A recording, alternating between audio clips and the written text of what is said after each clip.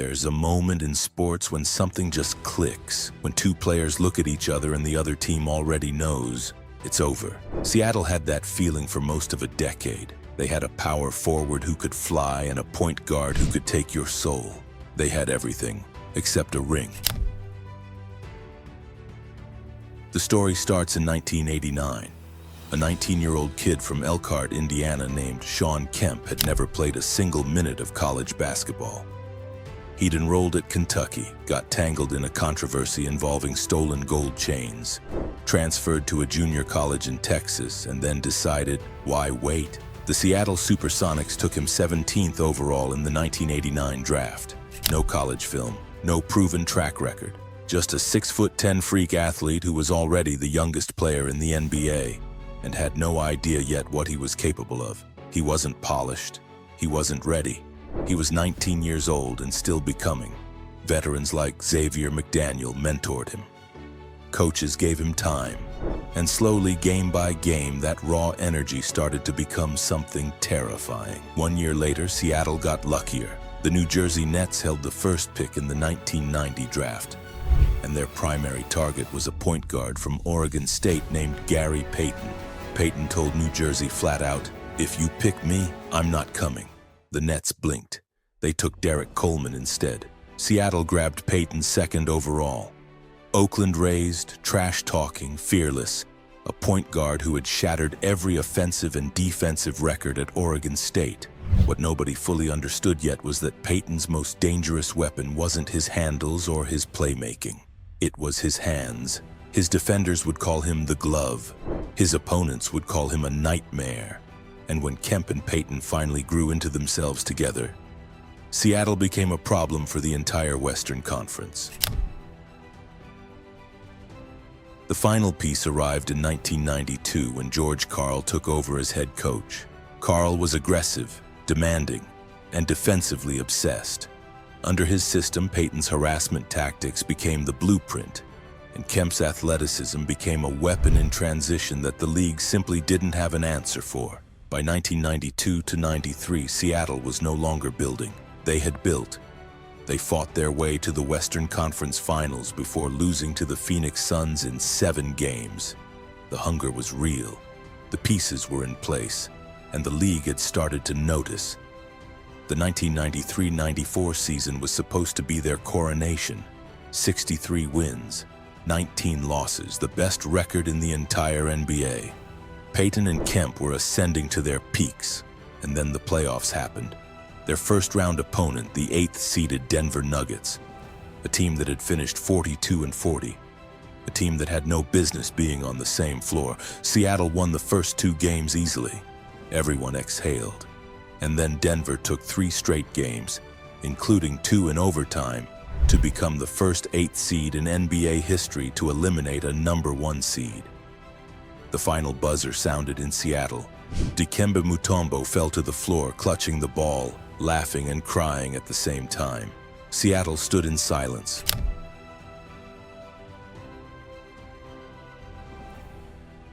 That loss didn't break the Sonics, it woke them up. Coming off back-to-back early playoff exits, Seattle came into 1995-96 with something to prove. They proved it every single night. 64 wins, 18 losses, a new franchise record. Kemp averaged 19.6 points and 11.4 rebounds. Payton put up 19.3 points with 7.5 assists while suffocating every guard he ever looked at. Both were NBA All-Stars. Payton was named the NBA's Defensive Player of the Year, the first and for nearly 3 decades the only point guard to ever win it. The Sonics were 8th in the league in offense that season, 2nd in defense. George Karl had built a machine, one that punished your mistakes in transition and made you pay for every careless dribble. They swept through the Houston Rockets, the back-to-back defending champions, in the 2nd round.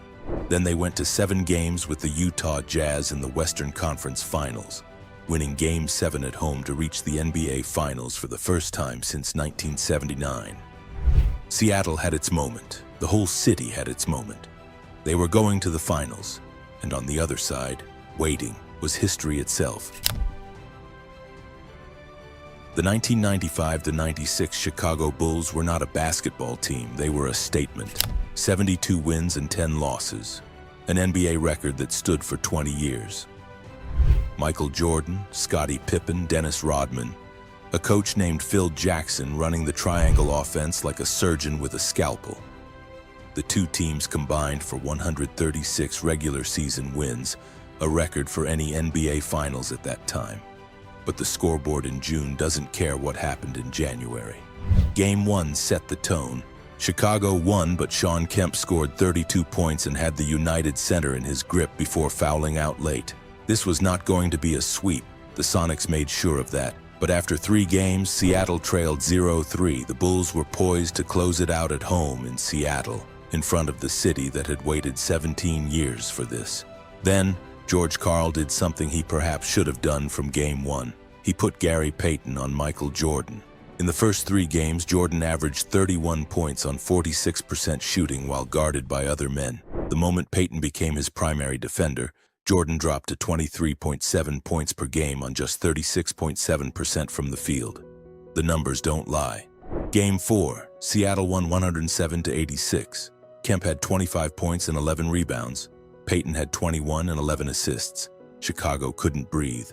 Game 5, Seattle won again 89-78 to force a Game 6 back in Chicago. The city that had waited 17 years was daring to dream. Game 6 was Father's Day, 1996. Jordan's father, James Jordan, had been murdered 3 years earlier. The crowd in Chicago brought signs. The emotion in the building was unlike anything an NBA Finals had ever carried. Jordan scored 22 points. Rodman grabbed 19 rebounds. Seattle went cold. 75 points, 5 of 24 from 3. The Bulls won 87-75. Chicago was NBA champion. Jordan collapsed to the floor, clutching the ball, sobbing. Kemp averaged 23.3 points and 10 rebounds for the series. On 55% shooting, he finished second in Finals MVP voting. Second, despite being on the losing team. That almost never happens. It had only happened once before in NBA history. Seattle gave everything it had against the greatest regular season team of all time and made it 6 games. After the finals, Seattle should have locked in their core and chased the title they'd come so close to. Instead, the front office made a decision that unraveled everything. Looking to add depth at center, Seattle signed Jim McIlvaine, a backup who had averaged 2.3 points and 2.9 rebounds in 2 seasons in Washington, to a 7-year, $33.6 million contract. More money than Shawn Kemp was making, far more. Kemp was locked into a contract he'd signed before NBA salaries exploded. The collective bargaining agreement wouldn't allow renegotiation until October 1997. He'd just come within 2 wins of an NBA title. He'd nearly won Finals MVP as a loser. And now, a backup center, one who would average 3.8 points that season, was earning more than him. Kemp held out. He was furious, and honestly, he had every right to be. He even stopped answering phone calls from Gary Payton and Nate McMillan, his closest teammates. The damage was done. Even as he and Payton led Seattle to 57 wins in 1996-97, something was poisoned. The Sonics lost in 7 games to Houston in the second round, a team Kemp's bitterness may have cost them. In September 1997, Seattle completed a 3-team trade that sent Kemp to the Cleveland Cavaliers, brought Vin Baker in from Milwaukee, and effectively ended one of the most exciting eras in Pacific Northwest sports history. Kemp immediately signed a 7-year, $107 million deal in Cleveland. He was the 5th player in NBA history to break the $100 million barrier.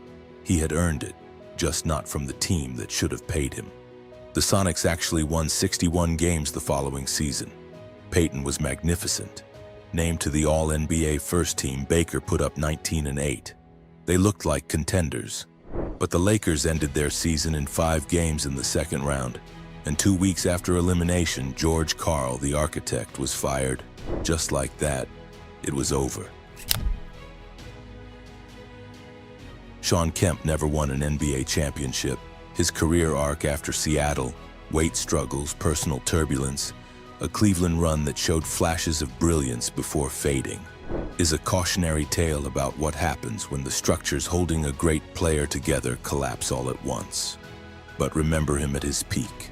Remember the Rain Man, the nickname Sonics broadcaster Kevin Calabro coined after seeing it on a fan's poster. A man who dunked like he was angry at gravity. A man who was so dominant in the 1996 finals that he nearly won MVP from the losing side. Gary Payton stayed in Seattle through 2003. He kept making all-star games, kept locking down the best guards in the world, kept ranking among the elite. He earned 9 consecutive all-defensive first-team selections, a record he shares with Michael Jordan, Kevin Garnett, and Kobe Bryant. He was inducted into the Hall of Fame in 2013, named to the NBA's 75th anniversary team in 2021. He never won a ring in Seattle. He finally got one in 2006 with Dwayne Wade and the Miami Heat, when he was 37 years old. Gary Payton still won't let Oklahoma City retire his number. He wants it to stay in Seattle for a team that doesn't exist yet. When the documentary Sonics Gate won a Webby Award, Payton delivered a 5-word acceptance speech: "Bring back our Seattle Supersonics." The 1990s Seattle Supersonics didn't win the championship. That much is fact. But championships aren't the only measure of whether something mattered. They gave Seattle, a city that has always existed in the shadow of other cities, other franchises, other legacies, a team that the entire country had to respect. A team built not on superstar free agents or blockbuster trades, but on 2 young kids who grew into greatness together under the gray Pacific Northwest sky. Shawn Kemp wasn't supposed to exist in the NBA, not without a college game, not without a safety net. But he did, and he made us feel every single dunk like it was an act of defiance. Gary Payton wasn't supposed to make the man who some call the greatest player in history work that hard for 23 points. But he did. And for 2 games at the end of the 1996 NBA Finals, he might have been the best defender on the planet. The Sonics moved to Oklahoma City in 2008. The arena has been renovated and renamed. The banners, the trophies, the retired jerseys, they stayed in Seattle per the legal settlement, waiting. Like the city itself, Seattle will get another NBA team someday. Gary Payton is working on it.